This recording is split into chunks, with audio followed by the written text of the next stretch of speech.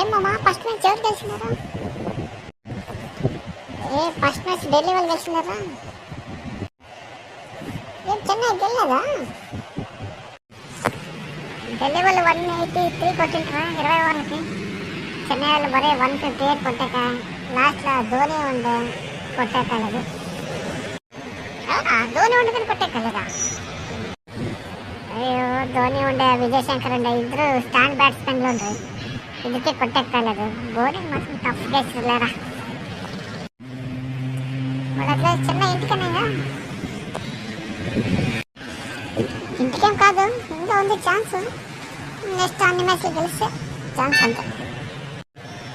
ఢిల్లీలో ఎవరు బాగా ఆడరు? కేఎల్ రాహుల్ సూపర్గా ఆడే. మళ్ళీ కేఎల్ రాహుల్ గెలిస్తే ఇంకా స్టబ్స్ బాగా ఆడా. ఇండియాలో మామూలుగా మీడియంగా ఆడుకోవచ్చు.